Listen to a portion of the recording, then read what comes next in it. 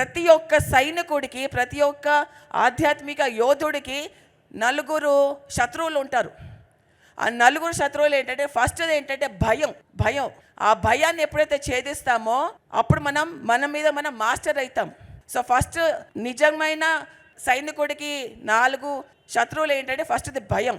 ఆ భయాన్ని మనం ఎప్పుడు కూడా ఓవర్కమ్ చేస్తూ ఉండాలి.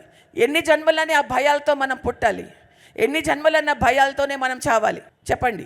ఏదన్నా భయం ఉంటే దాన్ని ఎదిరించండి, ఫేస్ చేయండి, అంతేగాని పారిపోకూడదు, తప్పించుకోకూడదు. ఎన్నాళ్ళు తప్పించుకుంటాం, ఎక్కడి నుంచి తప్పించుకుంటాం?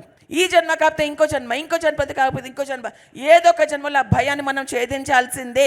అదేదో ఇదే జన్మలో చేసేస్తే అయిపోద్దిగా, వద్దా? సో ఫస్ట్ శత్రువు ఏమిటి? భయం.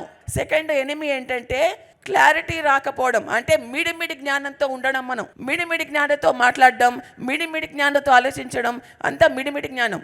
ఈ స్టేజ్ని పాస్ అవ్వడానికి కొన్ని జన్మలు పడుతుందని చెప్పి అన్నారు పత్రిజీ. ఆ మిడిమిడి జ్ఞానాన్ని ఎప్పుడైతే క్రాస్ చేస్తామో 3వ శత్రువు వస్తారంట.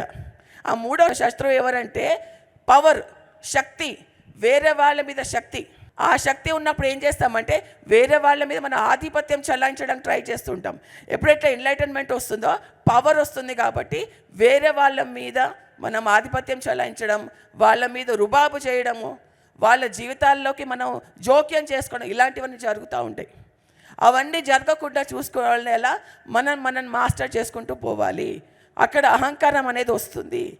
ఆ స్టేజ్ని దాటితే ఇంకొకటి ఓల్డేజ్, అంటే ముసలితనం మనకి 4వ శత్రువు.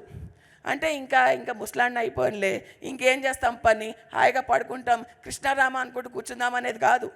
ఏ వయసు వచ్చినా, ఎంత ముసలి వాళ్ళైనా, ఎంత పెద్దవాళ్ళైనా పని చేస్తూనే ఉండాలి ఆయన అన్నారు.